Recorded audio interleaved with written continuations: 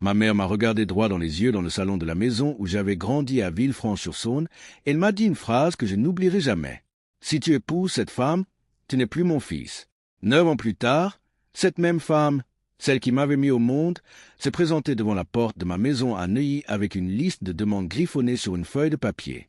Elle venait de découvrir que mon entreprise venait d'entrer en bourse pour millions d'euros. Ce jour-là, je lui ai donné une réponse qu'elle n'a jamais vue venir. Restez jusqu'à la fin parce que ce que je lui ai dit a changé notre famille pour toujours. Je m'appelle Thomas Delorme. J'ai 38 ans aujourd'hui, mais cette histoire commence il y a 11 ans quand j'en avais 27. Je venais de terminer mes études d'ingénieur à Lyon et je travaillais comme développeur junior près de la Part-Dieu. Ma vie était tracée d'avance, un appartement modeste, un salaire correct et une famille bourgeoise et conservatrice qui avait déjà dessiné le portrait de la femme que je devais épouser. Ma mère, Françoise Delorme, était une femme fière mais terriblement rigide. Mon père, Michel, plus discret, ne la contredisait jamais. Ils avaient grandi dans une petite ville où tout le monde se ressemblait et où la différence faisait peur. C'est dans ce contexte que j'ai rencontré Nadia. Nadia Diop travaillait comme architecte dans le même immeuble que mon bureau. Née à Marseille de parents originaires du Sénégal, elle était française jusqu'au bout des ongles avec un rire qui remplissait toute une pièce. Nous nous sommes croisés un mardi soir devant une machine à café et j'ai su presque immédiatement que quelque chose d'important venait de commencer. Pendant 8 mois, nous nous sommes vus en secret de ma famille. Un dimanche, j'ai invité mes parents à déjeuner près du parc de la Tête d'Or et j'ai amené Nadia avec moi. Le silence qui a suivi les présentations était glacial. Ma mère a à peine touché son assiette et sur le chemin du retour, elle a explosé. « Comment as-tu pu nous faire ça? Qu'est-ce que les gens vont penser ?» Comme si l'amour de Nadia était une honte à cacher. J'ai essayé pendant des mois de leur faire comprendre qui était réellement Nadia, sa douceur, son intelligence, son ambition. Rien n'y a fait. Pour ma mère, la couleur de sa peau effaçait tout le reste. Nous nous sommes fiancés 1 an plus tard sur les quais de ça un soir de printemps où le ciel était couleur pêche. Quand j'ai annoncé la nouvelle, ma mère a posé un ultimatum sur la table de la cuisine. Si tu l'épouses, ne compte plus sur nous, ni pour le mariage, ni pour rien d'autre. Mon père n'a rien dit, ce qui, à sa manière, était une forme d'accord silencieux. Ce soir-là, j'ai roulé jusqu'à l'appartement de Nadia dans le quartier de la Croix-Rousse et je lui ai tout raconté.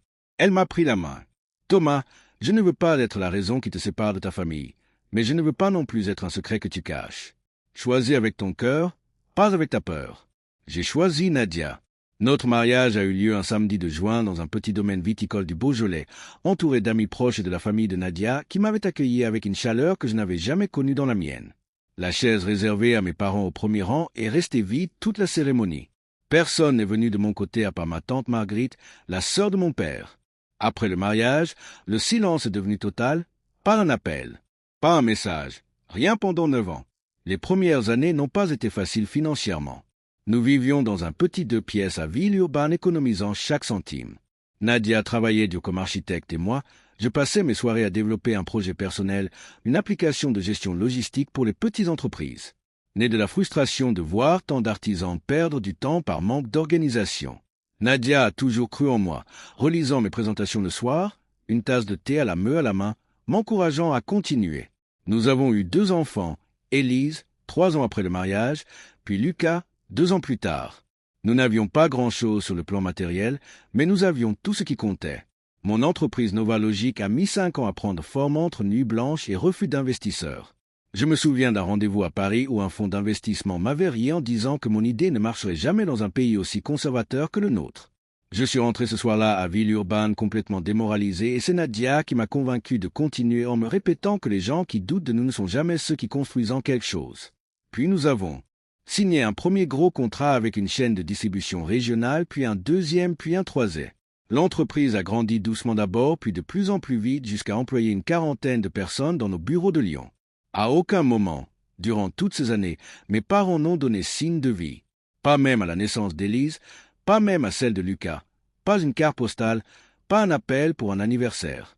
J'avais fini par faire le deuil de cette relation doucement, sans même m'en rendre compte. Nadia était devenue ma famille, tout comme ses parents, ses frères et sœurs, qui m'avaient adopté comme un des leurs depuis le premier repas de fête de fin d'année passé chez eux à Marseille. Il y a 4 mois, après 8 ans de croissance, Novalogic est entré en bourse sur Euronext Paris. La valorisation a dépassé les 9 millions d'euros et ma participation personnelle représentait une part considérable de cette somme. Les journaux économiques régionaux ont parlé de notre histoire. Une chaîne locale a même diffusé un reportage. Je pense que c'est ce reportage que ma mère a vu. 3 semaines plus tard, un mardi après-midi de septembre, en rentrant plus tôt du bureau, j'ai trouvé devant chez moi sur scène une voiture que je n'avais pas vue depuis 9 ans, la Renault Talisman grise de mes parents. Et là, debout devant ma porte, se tenait ma mère. Elle avait vieilli, ses cheveux devenus gris, mais son regard n'avait pas changé. Thomas m'a-t-elle dit comme si les 9 dernières années n'avaient jamais existé. J'ai vu à la télévision ce qui vous arrivait. Je suis venu pour qu'on discute en famille. En famille? Ce mot dans sa bouche sonnait comme une provocation. Je l'ai fait entrer plus par curiosité que par affection retrouvée. Nadia est descendue avec Élise et Lucas. Ma mère les a à peine regardés sans même dire bonjour à ses propres petits-enfants qu'elle n'avait jamais vus. Elle s'est assise sur le canapé et a sorti de son sac une feuille pliée en 4. Une liste avec des tirets bien alignés comme un cahier des charges. Premièrement, a-t-elle lu, il serait juste que tu nous aides à rembourser le crédit de la maison de Villefranche.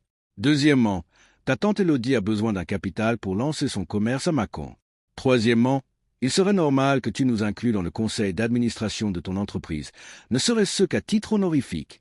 Et enfin, il faudrait organiser une grande fête pour présenter officiellement la réussite de la famille Delorme à notre entourage. Elle a replié sa feuille, satisfaite comme si elle venait de m'accorder une immense faveur. J'ai regardé Nadia qui me tenait la main en silence. Élise et Lucas s'étaient réfugiés dans la cuisine, sentant que quelque chose de l'eau flottait dans l'air. J'ai pris une grande respiration. Pas de colère, juste une clarté froide. « Maman, ai-je dit, il y a 9 ans, tu m'as donné un ultimatum. Tu m'as dit que si j'épousais Nadia, je n'étais plus ton fils. Je t'ai cru. Alors dis-moi, qu'est-ce qui a changé? Nadia est-elle devenue meilleure à tes yeux? Ou est-ce simplement que mon compte en banque a changé de chiffre? » Elle a ouvert la bouche, mais je n'avais pas terminé. Pendant 9 ans, tu n'as pas appelé une seule fois. Pas à la naissance d'Élise, pas à celle de Lucas, pas quand j'ai failli tout perdre la 3e année, quand un investisseur s'est retiré. Tu n'étais là pour rien de tout ça. Tu es apparu maintenant avec une liste parce qu'un journaliste a prononcé le mot million à la télévision. Le visage de ma mère a pâli, visiblement prise de court. Je ne vais pas rembourser ton crédit, maman. Je ne vais pas financer le commerce d'Élodie. Tu n'auras aucune place dans le conseil d'administration d'une entreprise que j'ai construite avec ma femme à mes côtés, cette même femme que tu as rejetée par ton silence pendant près d'une décennie.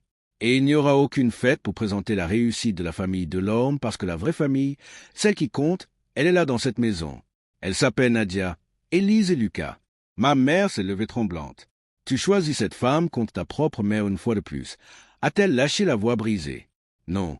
Maman, j'ai fait ce choix il y a 9 ans et c'était le meilleur choix de ma vie.